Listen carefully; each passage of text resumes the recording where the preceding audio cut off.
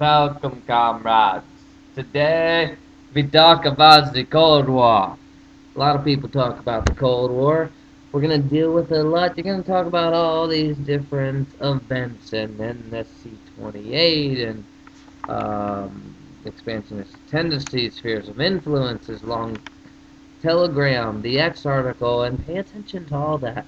But the seminal question, the one little question we must ask is why? Why do these two sides stand off against each other for so long? Um, 45 years, as a matter of fact. And this kind of intense standoff, made ever more so intense by the issue of nuclear weapons, which we will bring in as we go on here. Um, But I want to look at these three things, these causes of why these two sides stood off. Um, and to do this, actually, there's an outline for you. So under the sections, or under this section's material, click on the PDF, the Cold War / Origins. Go ahead, do it now. No, seriously, go click on the Cold War Origins. Bring it up. I'm waiting. Got it? Okay, great. So you can follow along. Um, Three main things. And I want to start with the fact that it was simply an ideological conflict. Um, there was an issue of two different systems, two different mindsets going head to head against each other. Um, but it's on two levels. A lot of people like to say, oh, it's democracy versus communism. Well, that doesn't even make sense. The two things are not in opposition. There could easily be a democratic communist system. There could easily be a capitalist authoritarian system, etc. So the issue is that it's two levels. First, it's capitalism versus communism and democracy versus authoritarianism. Um, but let's take the first one. Capitalism, of course, is the idea of everybody has the right to follow their own well-being. It's the freedom of opportunity, right?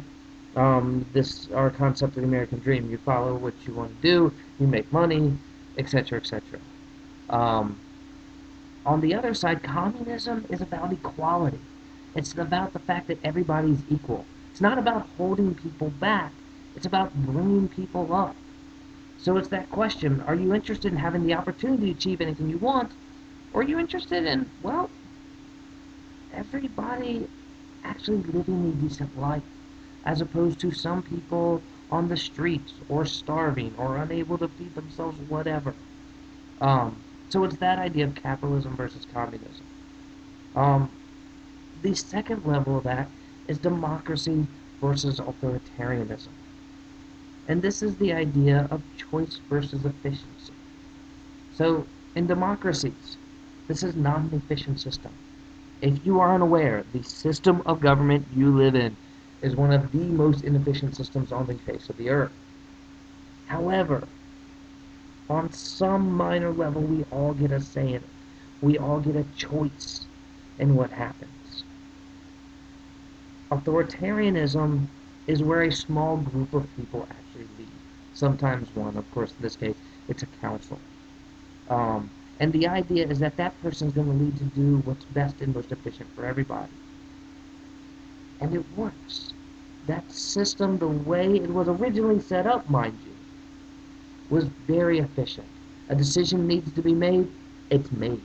It's not going through months and months of debates and stalling, etc., and kind of bodies of legislature.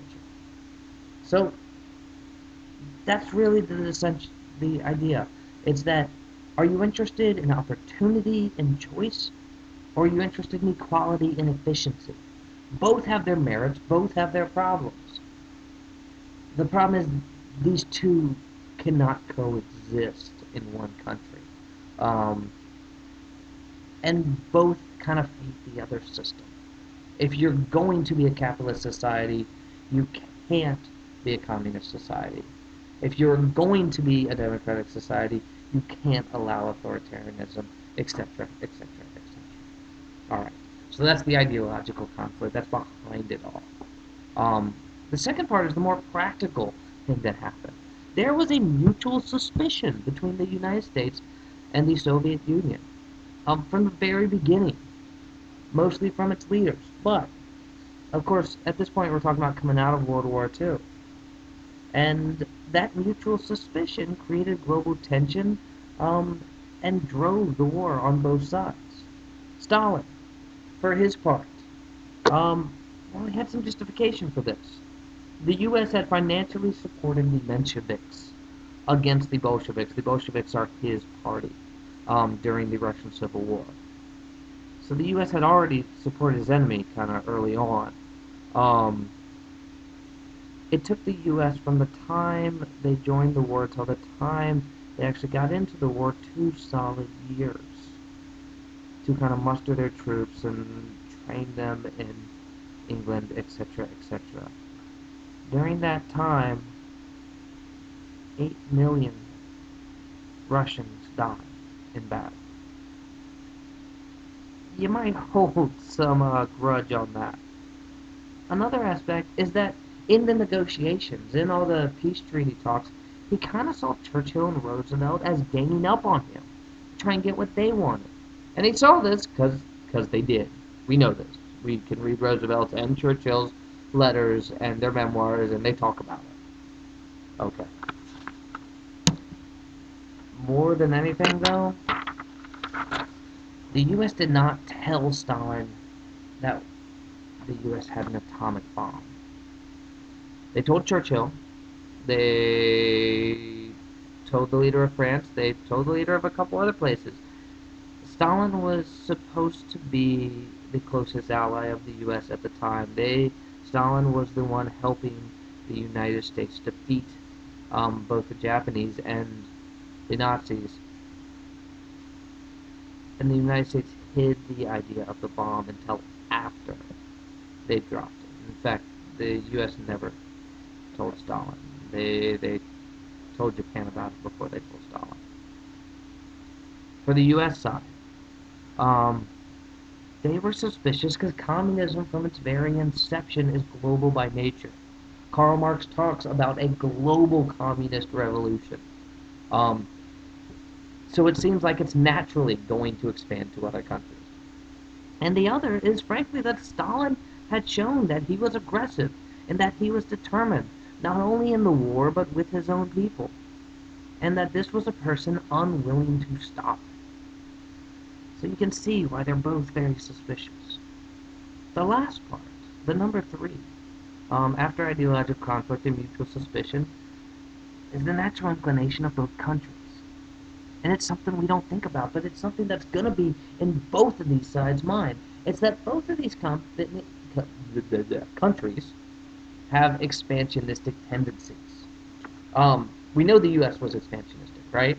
We've talked about imperialism before that. The U.S. had started as a couple little colonies on the East Coast and expanded all the way across, right? Filled in the middle, then actually started expanding, took places like Guam and Puerto Rico and the Philippines. Well, at that same time, the Soviet Union, or at that time Russia, of course, was expanding all the way across Siberia and what we now call Mongolia, and all the way across. The reason why Russia is so big is this period that the U.S. was expanding, so was Russia. So both of these countries are expanding, and they're expanding towards each other. So there is this idea that both these countries are going to want to continue expanding. A lot of mutual suspicion, a lot of mutual distrust, both of the leaders and the people of each other's countries. Does this help us understand why it went on for 45 years? Maybe not. But at least it helps us understand why it started. We'll get to the 45 years part of this.